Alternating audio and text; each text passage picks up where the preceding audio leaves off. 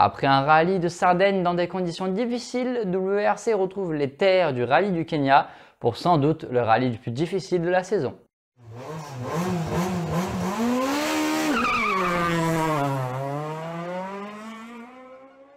Et nous allons parler du WRC 2. Le jeudi commence avec une première spéciale dans la ville. Pour cette première spéciale, Kajetanovic fait largement le meilleur temps et prend la tête du rallye. Vendredi, ils attaquent les vraies spéciales. Kajetanovic est en tête pendant un petit moment avant de subir une crevaison. C'est Grégoire Munster qui prend la tête du rallye.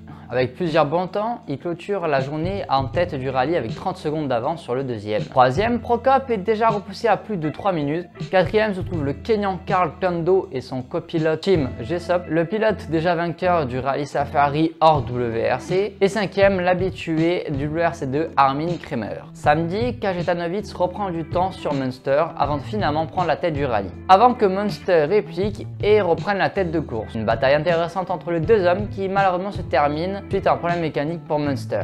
Il aura un problème moteur et ne pourra pas s'élancer au départ de la spéciale. Cela donne donc la voie libre à Kajetanovic qui a maintenant 10 minutes d'avance sur Martin Prokop.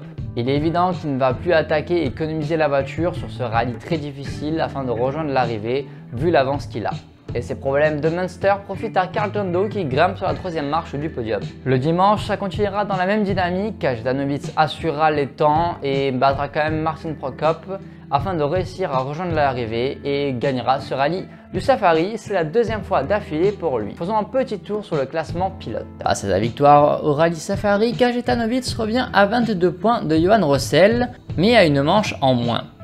Et maintenant, nous passons au WRC. Pour cette première spéciale en guise d'ouverture, Tanak s'offre la super spéciale et prend la tête du rallye 1/10 devant Ogier. Mais c'était sans doute la spéciale la plus facile. Le vendredi, les vraies choses commencent et Ogier fait d'emblée le meilleur temps scratch et prend largement la tête du rallye sur Rovanperä, Neuville, Evans et Katsuta. Tanak se retrouve 6ème, il a été gêné dans la spéciale par des zèbres. Au Safari, il y a toujours un risque de croiser des animaux. Loubet, quant à lui, est déjà relégué, victime de problèmes moteurs. La fiabilité Evensport frappe déjà. Lapi, qui roule pour la première fois au Kenya, apprend bien et fait le meilleur temps de la spéciale numéro 3. Loubet retrouve sa pleine puissance de la Puma, mais malheureusement il est assez loin.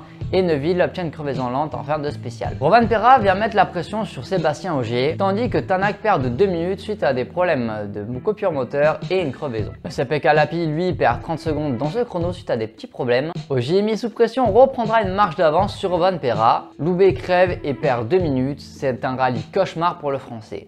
A noter qu'il y a déjà 5 spéciales de parcouru et 4 crevaisons chez les officiels. Alors en bataille pour le podium, la suspension avant-gauche de la Hyundai de Thierry Neuville casse et c'est l'abandon pour le Belge. Katsuta fera une crevaison dans la spéciale suivante et terminera avec une Yaris assez modifiée. Ogier gère son avance en tête de la course, 22 secondes sur Rovanperä, 43 secondes sur Evans, Lapi 4ème, premier Hyundai et 5ème Katsuta. Samedi, Rovanperä prendra légèrement du temps, mais Ogier gère. Derrière, Lapi creuse l'écart et assure sa 3ème place, tandis que Evans est sous pression de Katsuta. Il fait d'ailleurs son premier meilleur temps depuis le début du rallye, qui s'empare de la 4ème place. Malheureusement, Lapi devra abandonner suite à un problème mécanique et c'est un quadruplé Toyota qui se profile. Evans repassera 3ème. Le dimanche, Rovanperä continue d'attaquer et met Ogier sous pression. Il revient à 8 secondes, tandis qu'Evans commet une petite erreur et de nouveau revoit Katsuta dans ses rétros. Lapi, reparti en super rallye, casse une nouvelle fois son arbre de transmission, le 5ème ce week-end. Il peut continuer à rouler, mais ça veut dire qu'il roule avec 2 roues motrices au lieu de 4. Ogier s'est appuyé sur un arbre et perd le coffre de sa Yaris, mais il ne perd pas de temps et augmente un peu son avance sur Rovanperä. Les Toyota auront des alertes de température d'eau et d'huile dans la spéciale suivante à cause du fèche-fèche. Qu'est-ce que le fèche-fèche?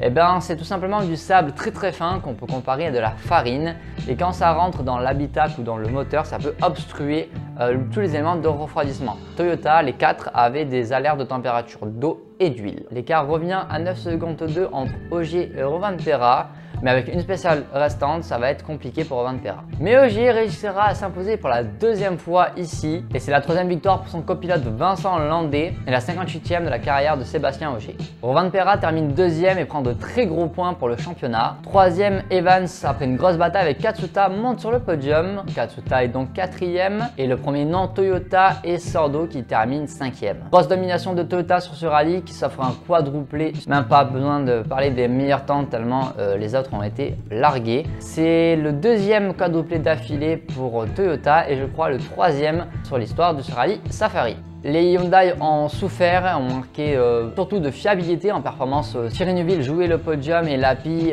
était aussi sur le podium. Donc peut-être qu'il manquait un peu de performance, mais surtout la fiabilité qui a détruit les Hyundai. La même fiabilité qui a frappé M-Sport, qui se retrouve assez relégué, qui nous avons Tanak 6e et Pierre-Louis Loubet 7e.